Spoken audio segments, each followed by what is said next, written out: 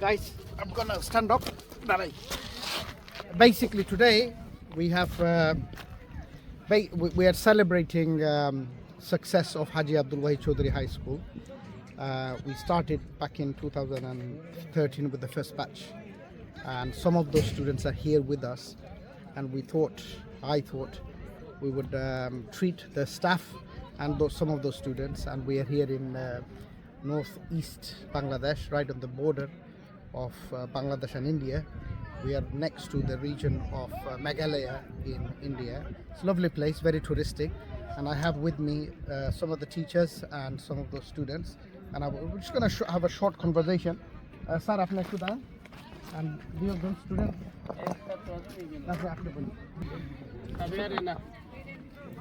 ঠিক আছে। Okay, so sir, you are the headmaster of Haji Abdul Wahid Chaudhry High School. আজকের উপলক্ষে সংক্ষেপে 1 মিনিটের দুটো কথা কইবা। আর আমরা যখন প্রথম হাজি আব্দুল ওয়াহিদ চৌধুরী হাই স্কুল শুরু করছি, তখন থেকে এখন পর্যন্ত যে যাত্রাটা কীভাবে গেছে এবং আমাদের সাথে যে কিছু ছাত্রকল আছে এবং তারা এখন যে পর্যায়ে আছে, রাইট, ওটা কোন স্টেজে আছে এবং তাদের যে অ্যাসপিরেশনটা, একটা সংক্ষিপ্তভাবে দুইটা কথা বলবেন। এরপরে দুই একজন ছাত্র তারা নিজের ভাষায় তারা নিজের মুখে দুইটা কথা বলতে পারেন, প্লিজ।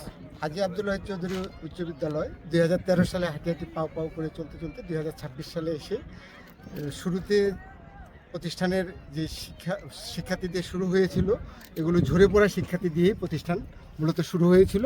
সেই ঝরে পড়া শিক্ষার্থীদের আজকের যে অবস্থান, তারা বিভিন্ন জায়গায় বিভিন্ন বিশ্ববিদ্যালয়ে নিজ নিজ অবস্থানে এসে তারা প্রতিষ্ঠিত হতে পেরেছে। এবং এই হাজি আব্দুল ওয়াহিদ চৌধুরী উচ্চ বিদ্যালয়ের প্রতিষ্ঠাতা জনাব শাফিউর রহমানের তত্ত্বাবধানে সকল শিক্ষার্থীদের মিলে একটা প্রতিষ্ঠানের একটা বন্ধন তৈরি হয়েছে, যে বন্ধনটা অন্যান্য শিক্ষা প্রতিষ্ঠানে খুব একটা বেশি দেখা যায় না। যে এই প্রতিষ্ঠান থেকে যে সকল শিক্ষার্থীরা লেখাপড়া করে গিয়েছে এবং বিভিন্ন জায়গায় স্ব উদ্যোগে প্রতিষ্ঠিত হয়েছে, সেই প্রতিষ্ঠিত জায়গা থেকে তারা তাদের সামর্থ্য অনুসারে প্রতিষ্ঠানের সাথে সবসময় যোগাযোগ রাখছেন এবং প্রতিষ্ঠানের শিক্ষার্থীদের পরবর্তী যাত্রাটা যাতে সুন্দর হয়, সফল হয়, সেই অনুপ্রেরণা শিক্ষার্থীরা দিয়ে যাচ্ছেন। এবং এই বন্ধনের প্রেক্ষিতেই আজকে হাজি আব্দুল ওয়াহিদ চৌধুরী উচ্চ বিদ্যালয়ের প্রাক্তন শিক্ষার্থী এবং এই শিক্ষক কর্মচারী সবাই মিলে আমরা আজকের এই যে শিক্ষা সফর বা একটা বন্ধন মেলা, এই বন্ধন মেলায় আমরা একত্রিত হতে পেরে এই সকল শিক্ষার্থী এবং প্রতিষ্ঠাতার কাছে আমি কৃতজ্ঞতা প্রকাশ করছি। Thank you. এবং তারা অংশগ্রহণ করার কারণে ওই প্রোগ্রামটা খুব সুন্দর এবং সাকসেসফুলি হয়েছে। পরবর্তীতে এই ধরনের প্রোগ্রামে তারা আরও বেশি আমাদের সাথে সহযোগিতা করে প্রতিষ্ঠানকে সামনের দিকে এগিয়ে নিয়ে যেতে তারা উদ্যোগী গ্রহণ করবে, এই প্রত্যাশা রেখে। ওকে, থ্যাংক ইউ ভেরি মাচ, ধন্যবাদ আপনাকে অনেক। এখন আমি একজন ছাত্র, এক্স স্টুডেন্ট আর এবং এক্স ছাত্রী অ্যান্ড ছাত্র, one boy and one girl, our ex-student. I want to talk. যে কোনো একজনের সাথে কথা বলে। ওকে, তুমি তো হাজি আব্দুল ওয়াহিদ চৌধুরী হাই স্কুলের স্টুডেন্ট ছিলে না? কবে ছিলে? 2018 সালে আমি 8 পাস করে এখান থেকে দিয়ে সুন্দরপুর স্কুলে ভর্তি হই। ওকে, তো এখন তুমি কি করতেছো? তারপরে এসএসসি পাস করে আমি 2022 সালের ফেব্রুয়ারি মাসের 7 তারিখে আমি সেনাবাহিনীতে যোগদান করি সৈনিক পদে। তারপর 2024 সালের সেপ্টেম্বর মাসে আমি রিজাইন দিয়ে আবার বের হয়ে যাই আর কি। আর চাকরি থাকা অবস্থায় আমি Sylhet Jalalabad public school and college, cantonment public school and কলেজে আমি ইন্টার পাস করি। বর্তমানে আছি সিলেট সাধারণ বিজ্ঞান ও প্রযুক্তি বিশ্ববিদ্যালয়ে ইংলিশ ডিপার্টমেন্টের second year. BA honours or তারপরে এখন আমার বর্তমানে 3টা ড্রাইভিং স্কুল আছে। Driving school? জি 3 জায়গায় 3টা ড্রাইভিং স্কুল আছে। So very interesting. আমি ড্রাইভিং স্কুলের সম্বন্ধে একটু বলবো। তো এটা আমার একটা উদ্যোগ নেওয়া হয়েছে। আমি দেখছি আমার সিলেট যখন পড়াশোনা করি, দেখছি আমার হবিগঞ্জের ছাত্ররা বা হবিগঞ্জের যে ইয়াং জেনারেশন আছে, তারা গিয়ে সিলেটে গিয়ে ড্রাইভিং শিখে। তো আমি চিন্তা করলাম, কার ড্রাইভিং, রাইট? হ্যাঁ, কার driving. This guy, he is an instructor, guys. So he went to the Navy, Sena Bahini, right? So Bangladesh Armed Forces, and then he did a lot of different things. Now he's got driving schools. Okay, carry on. দেখলাম যে আমার হবিগঞ্জের ছাত্ররা গিয়ে সিলেটে গিয়ে driving শিখে। তো আমি দেখলাম এটা যদি আমি যদি হবিগঞ্জে বা আমার আশেপাশে যদি এটা কি করি, তাহলে তো আমার আশেপাশের যে ইয়াং জেনারেশন আছে তারা সময়টাও বাঁচবে, তারা টাকাটাও বাঁচবে। তো আমার এখানে মাঝে স্বল্প মূল্যে আমি চেষ্টা করলাম যে আমি একটা উদ্যোগ নিই। পরবর্তীতে আমি বিআরটিসির অনুমোদন নিয়ে একটা ড্রাইভিং স্কুল শুরু করি ছোট্ট একটা গাড়ি দিয়ে আর কি। ইনশাল্লাহ এখন বর্তমানে আমার 4টা গাড়ি আছে আর 3টা ড্রাইভিং স্কুল আছে 3 জায়গায়। একটা হচ্ছে মাশাআল্লাহ, আই থিংক সবাই হাতে তালে দেওয়া দরকার, right? This is fantastic. Imambari আছে, এখান থেকে কমপক্ষে হলেও 500-র মতো শিক্ষা শেষ হয়েছে আলহামদুলিল্লাহ। নবীগঞ্জে আছে, উসমানী রোড, আর আজমেরিগঞ্জ আছে একটা। 3 জায়গায় ভেরি 3টা আছে। Good, this is really wonderful, খুব সাকসেসফুল একটা স্টোরি না? আমরা আরেকজন ছাত্রীর কাছ থেকে 2টা কথা শুনি, যে কোনো একজনের। রুমি, যে কোনো একজন। ওকে, তোমার নামটা কও আগে। আসসালামু আলাইকুম স্যার, আমার নাম আনু ইসলাম রেনি। তো তুমি হাজী আব্দুল ওয়াহিদ চৌধুরী হাই স্কুলে কখন ছিল? আমি 2021 সালে এইচএসসি পরীক্ষা দিয়েছি। পরীক্ষা দিছো, ওকে গুড। এরপরে তুমি কি করছো সংক্ষিপ্তভাবে করছো? স্যার বর্তমানে আমি নার্সিং অ্যান্ড মিডওয়াইফারি কলেজ হবিগঞ্জে আছি সরকারি। First year or first year. এটা কয় বছরের কোর্স? 3 বছরের কোর্স। সো 3 বছরের পরে you will be a qualified midwife, midwife না নার্স। নার্স, কোয়ালিফাইড নার্স হবা। আচ্ছা, তোমার ইচ্ছা কি ভবিষ্যতে নার্স হওয়ার বা নাকি যে ভবিষ্যতে নার্স হতে চাই আর বাইরে যাইতে চাই? বাইরে? Very good.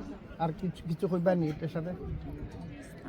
আমি মনে করি আমার যে একটা মানুষের একটা বিল্ডিং তৈরি হয় ফাউন্ডেশন থেকে, আর আমার ফাউন্ডেশন হচ্ছে আমার স্কুল, হাই স্কুলটা হাজী ওয়াহিদ চৌধুরী উচ্চ বিদ্যালয়। আমাদের শিক্ষকও খুব ভালো ছিলেন, সাপোর্টিভ ছিলেন। এই ফাউন্ডেশন। Very good. এখন যারা স্কুলে যারা নতুন করে ভর্তি হইতে আছে, তোমরা তো পাক্কা আগে বার হয়ে গেছো, এখন তাদের জন্য তুমি কি বলতে পারো অ্যাডভাইস হিসাবে? তাদের জন্য শুভকামনা, কেননা এই স্কুলটা শুধু পড়ালেখার জন্য না, সব দিকে সেরা।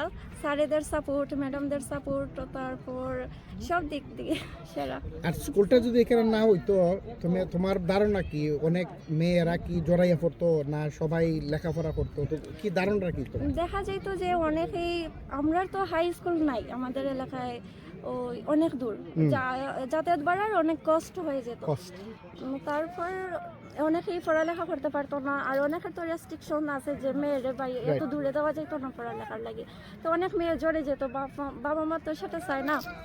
তো সেটা আমাদের এখানে স্কুলটা হওয়ানে অনেক মেয়ে পড়ালেখার সুযোগ পাইছে। অনেক গরিব, আপনারা অনেক সুযোগ দিয়েছেন যে গরিবের পড়ার সুযোগ, উপবৃত্তি দিতেছেন। তো সেটা সুযোগ গরিবেরাও পড়তেছে, সাথে যারা মেয়েদের রেস্ট্রিকশন ছিল যে মেয়েরা বেশি দূর গিয়ে পড়তে পারবে না, নিজ এলাকায় একটা স্কুল হওয়ার জন্য তারা পড়ার সুযোগ পাইছে। Fantastic. Anu explained a lot of things, and I'm going to explain that later in the video. But I want to ask her another question. আমি আরেকটা প্রশ্ন করি তোমারে। আমরা তো এই Haji Abdul Wahid Chowdhury high school, it's a high school, secondary school. আমরা তোমার মাইন্ডে কি ধারণা কি, আমরা যদি এখানে একটা কলেজ করতে পারি, এটা কি তোমার কাছে কেমন লাগে? স্যার আমার সাথে অনেকেই এসএসসি পরীক্ষা দেওয়ার পর ঝরে গেছে, মানে পড়ালেখা আর করছে না। কেননা আমাদের এখানে যদি আইএ থাকতো, ইনচার্জ থাকতো, তাহলে নিশ্চয়ই তারা পড়তো। কলেজ থাকলে তারা নিশ্চয়ই এখানে পড়ালেখা করতো, তারা পড়ালেখা ছাড়তো না। আমাদের কলেজটা অনেক দূর, অনেক যাতায়াত ভাড়া আছে, আর ওনাকে তো মেয়েরে দিতে চায় না এত দূর, তাই পড়ালেখা করতে পারে না। কিন্তু আমাদের এখানে হাই স্কুল, তখন এখন হাই স্কুল পর্যন্ত হয়েছে, যদি কলেজ থাকে তাহলে কলেজ পর্যন্ত সব মেয়েরা আর ছেলেরা পড়ালেখার সুযোগ পাইব। যারা জড়ে যাওয়ার কথা আর জড়ে যাইত। Fantastic. So basically, guys, my last question was about the need for a college, a further education college, and Anu beautifully explained that the need is there. It's very big, and without a college, a lot of kids would drop off, and a lot of kids used to drop off, especially the girls. So there is a need, and that's something that we want to consider. আরেকজন যে কোনো আরেকজন ছাত্র বা ছাত্রী আমরা নিতে পারি। ফয়সাল, তুমি প্লিজ, তুমি সংক্ষিপ্তভাবে আমরা তোমার যাত্রাটা, স্কুলের যাত্রা হাজী আব্দুল ওয়াহিদ চৌধুরী হাই স্কুলে এবং বর্তমানে ওই আমরা রেখো। অসংখ্য ধন্যবাদ আপনাকে। আপনার মতন একজন মহান মানুষ আমরা পেয়েছিলাম, এটা আমাদের সৌভাগ্যের বিষয়। আমাদের স্কুল লাইফটা, আমি ক্লাস 6-এ পড়ছি এর আগে বেবাতে গিয়ে, তখন হয়তো আমি বেশি দিন যাতায়াত করি না হাইটা দীর্ঘ সময় গাড়ি দিয়ে করছি, কিন্তু আমি তৎক্ষণিক সময় দেখতাম যে প্রায় 100 থেকে 150 বা 200-250 স্টুডেন্ট হাইটা যাতায়াত করতো। আপনার কারণে আমরা এটা থেকে বঞ্চিত হয়েছি যে আমরা হাইটে গিয়ে স্কুলে যাওয়া লাগে না, আমরা বাড়ির পাশে একটা স্কুল পাইছি।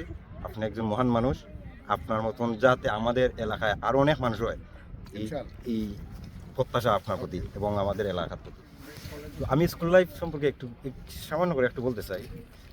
গত 2-4 দিন আগে আমি স্কুলে গেছি, গিয়া এতটা একটা পরিবর্তন দেখছি যা আমার দেখে হৃদয়টা আমার শীতল হয়ে গেল।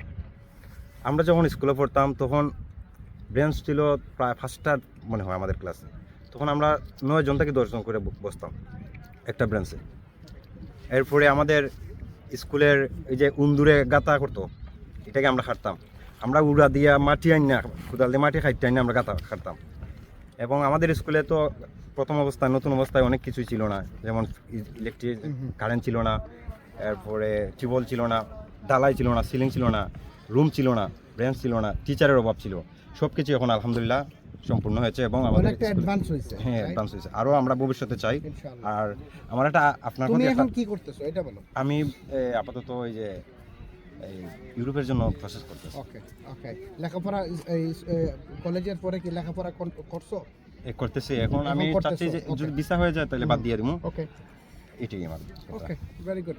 কোন কলেজে আছো? আমি আলিফ সুমান আছি, আলিফ। মিরপুর আলিফ। So basically, Tanvir was a student.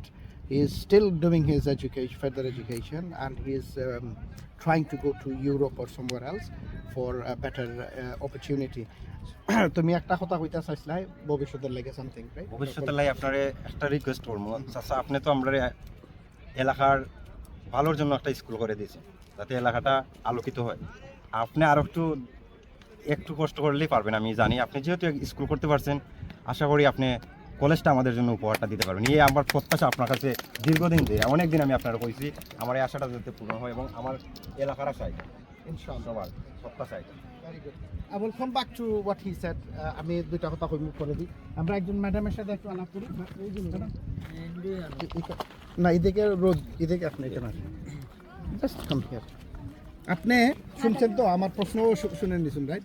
So সংক্ষিপ্তভাবে আপনার যেদিন থেকে স্কুলে আছেন এবং মানে এই কি সিচুয়েশনটা কীরকম ছিল, এখন কোন অবস্থায় আছে, আর কি দরকার আছে, জাস্ট 1 মিনিটে আপনি দুইটা কথা প্লিজ। আমি 2019 থেকে এই প্রতিষ্ঠানে কর্মরত আছি।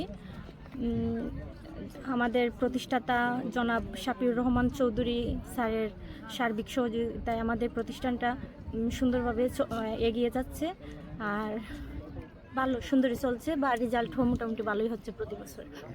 Very good, very good. আর এখন স্কুলের কি প্রয়োজন বা কি করলে আরো উন্নত হইব, এটা কি কোনো ধারণা আছে আপনার? একটু তো ভালো হতো, শিক্ষার্থীদের জন্য সুব্যবস্থা হতো, বসার জায়গা শিক্ষার্থীরা পাইতো, বা আমাদের শিক্ষকদের জন্য ভালো হতো। গুড, থ্যাংক ইউ, আপনাকে অনেক ধন্যবাদ। আমি এখন আম গোনা টক টু জহিনুর। আমি জহিনুরের সাথে দুইটা কথা শুনি। জহিনুর, তুমি কোথায় স্কুলের ব্যাপারে দুইটা কথা? আসসালামু আলাইকুম। আমরা 2013 সালে হাজী আব্দুল ওয়াহিদ চৌধুরী হাই স্কুল যাত্রা শুরু করি। আলহামদুলিল্লাহ হাঁটি হাঁটি পাপা করে আজকে স্কুল অনেক এগিয়ে গেছে। আমরা প্রতি বছরের ন্যায় এই বছরও হাজী আব্দুল ওয়াহিদ চৌধুরী উচ্চ বিদ্যালয়ের প্রতিষ্ঠাতা জনাব শাফিউর রহমানকে নিয়ে এবং সাবেক ছাত্রছাত্রী এবং আমাদের শিক্ষক শিক্ষিকাকে নিয়ে আজকে এই যে জাফলংয়ে এসেছি। আলহামদুলিল্লাহ আমরা যেভাবে শিক্ষকদের আন্তরিকতা দিয়ে প্রতিষ্ঠানের ইনসাইড এবং আউটসাইড যেভাবে চলছে, যদি এইভাবেই চলে ইনশাল্লাহ আমরা এই হাই স্কুলকে কলেজে উন্নতি করতে পারবো, এই বলে আমি আশা করি। আসসালামু আলাইকুম। ওকে, তে আজকে যে আমরা আইসি সাদা পাথর, আপনারা সবাই আর ইউ হ্যাপি?